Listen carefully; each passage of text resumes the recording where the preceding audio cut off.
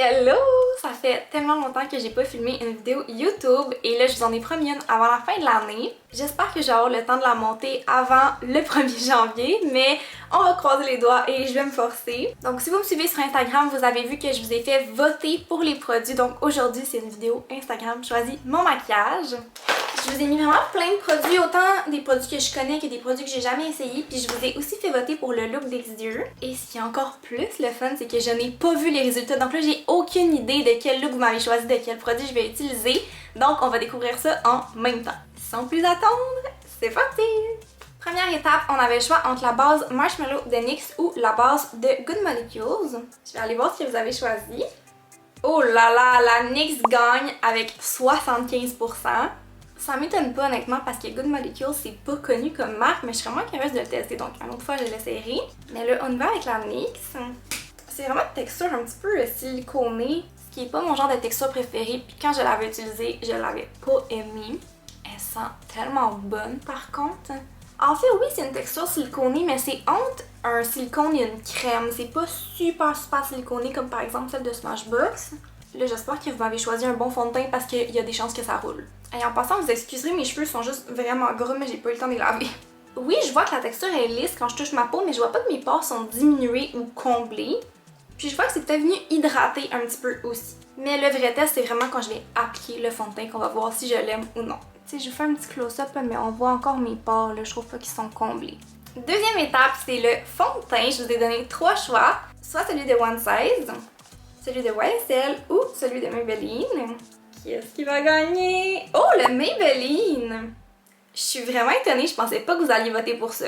Mais c'est là qu'on pourrait avoir un problème parce que c'est un fond de teint qui est à base d'huile et on a appliqué une base à base de silicone.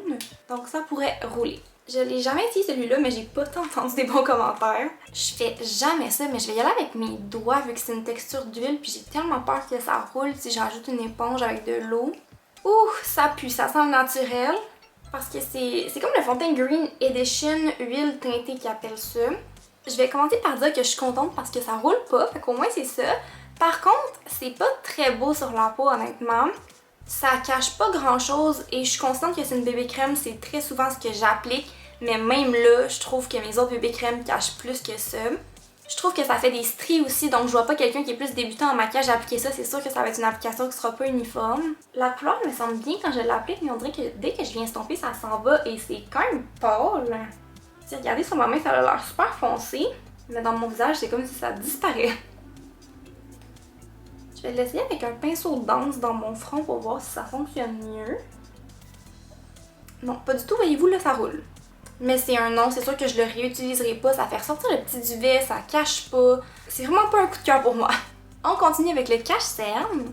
Là, je vous en ai mis 3 que je connais et que j'aime, donc je suis sûre que ça va bien fonctionner. Soit le Charlotte Tilbury, soit le Huda Beauty ou soit le Rare Beauty. On va aller voir ce que vous avez choisi. Oh, Rare Beauty! Je suis vraiment contente parce que je l'utilise moins ces temps-ci et je l'ai tellement aimé et utilisé quand il est sorti. Et en plus, vu que le teint est plus naturel, je pense que ça va bien faire d'avoir un cache-cerne un peu plus naturel.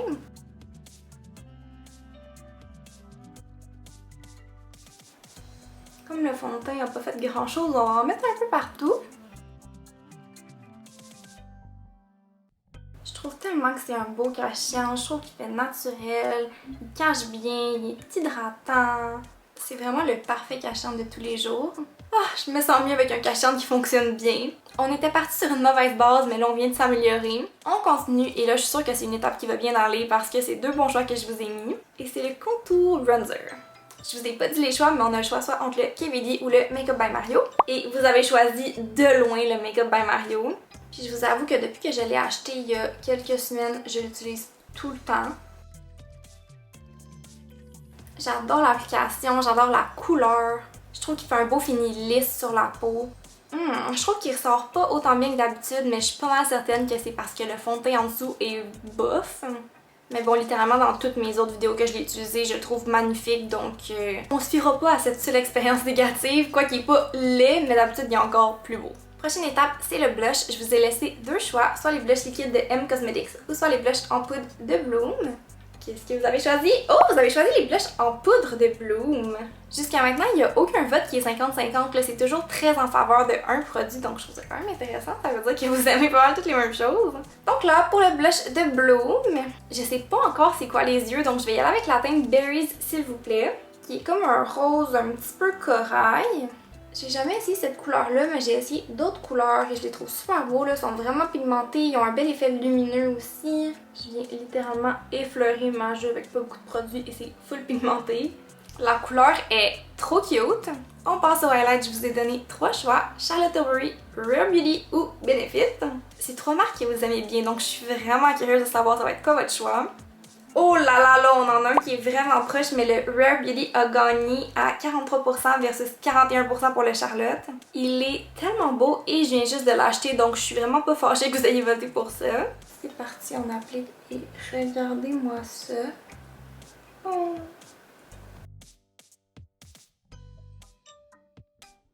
Sérieux, il est magnifique. Je suis tellement satisfaite de mon achat. Je vous ai pas fait voter pour une poudre et pour les sourcils, donc je vais aller faire ça et je reviens. Je suis de retour avec mes sourcils, le teint poudré. On a eu une petite situation dans ce coin-là, mais on n'en parlera pas. J'ai aussi mis une bonne dose de setting spray pour essayer de faire fondre tout ça ensemble. Et là, on va faire les yeux. Je me demande vraiment pourquoi vous avez voté. Vous aviez le choix entre un look gold ou un look vert. Et pour réaliser les deux looks, j'ai deux ombres à paupières magnifiques. Regardez ça. Donc, peu importe votre choix, je vais être contente. Oh, vous avez voté pour le gold. 59% pour le gold. Donc, on a un maquillage qui est comme plus brun smoky avec un centre de la paupière mobile doré. Pour faire ça, je vais y aller avec des crayons pour commencer, pour aller créer plus de dimension et plus d'intensité. Puis pour aller estomper tout ça, je vais prendre la palette Naked Heat de Urban Decay. Donc je vais commencer avec le crayon Terra de Nude Sticks dans les deux coins de l'œil. Puis je vais venir l'estomper avec un petit pinceau plat. C'est des crayons qui sèchent vite, donc il faut les travailler vite. Je suis venue en rajouter dans mon creux aussi. Puis je vais venir l'appliquer en dessous de l'œil. Avec un pinceau estompeur, je vais venir prendre la teinte Sauce. Puis je vais venir l'appliquer par-dessus mon crayon pour plus d'intensité et une meilleure tenue. Ça va aussi m'aider à venir le dégrader. Je vais prendre la même couleur que je vais appliquer en dessous de l'œil. J'aurai pas besoin du crayon plus foncé finalement, je vais juste reprendre mon pinceau plat et y aller avec la teinte Cayenne que je vais venir appliquer dans le coin externe, autant en haut qu'en bas. Puis avec mon pinceau estompeur, je vais venir l'estomper. Je vais en rajouter une mini touche aussi dans le coin interne. J'adore ces couleurs-là sur mes yeux parce que ça les fait vraiment ressortir. Puis là, ça paraît pas parce que mes cheveux sont attachés, mais ça fait vraiment beau aussi avec ma nouvelle couleur de cheveux. Là, c'est l'heure de la touche le fun. Je le vois qu'il est un peu plus pâle que sur la photo, mais honnêtement, je suis certaine que ça va être super beau aussi. Et oh my god, juste swatcher sur mon doigt comme ça, c'est magnifique. J'ai hâte de voir sur les yeux. Oh! C'est tellement intense! Oh my god, je sais pas à quel point vous pouvez voir, mais c'est plein de petites paillettes. Comme c'est des petites paillettes, c'est sûr que ça fait un peu de chute en dessous des yeux, mais rien de dramatique. Je suis curieuse d'essayer de l'appliquer avec un pinceau mouillé aussi. Ah, c'est ce que je pensais, ça devient full métallique. Sur la photo, la personne en a en dessous aussi. On va se le dire, c'est magnifique. Je vais venir prendre mon highlight de Rare, puis j'en mettre un peu dans le coin interne. Je pense qu'on s'est vraiment rattrapé depuis le fail du fond de teint. Je trouve ça vraiment plus beau maintenant. Je vais aller mettre une bonne couche de mascara. J'ai fait mon mascara et mon lip liner. Et on en est déjà à la dernière étape, le rouge à lèvres. Je vous ai donné le choix entre les rouges à lèvres liquides de MAC ou les rouges à lèvres en bâton. Et vous avez choisi les rouges à lèvres liquides à 62%. On a 4 choix de couleurs. Là, c'est sûr qu'il faut prendre en compte les yeux. Donc clairement, on élimine le Bourgogne. Et clairement, on élimine le rose comme B. Puis celui-là, je pense qu'il est trop taupe. Donc on n'aura pas le choix d'y aller avec lui, mais je pense qu'il va être parfait. C'est dans la couleur Another Drink. J'aime tellement la texture de ces rouges à lèvres-là de MAC et cette couleur-là, je l'ai mis une fois puis je l'avais full aimée. Encore une fois, c'est le genre de couleur qui va trop bien avec mes nouveaux cheveux.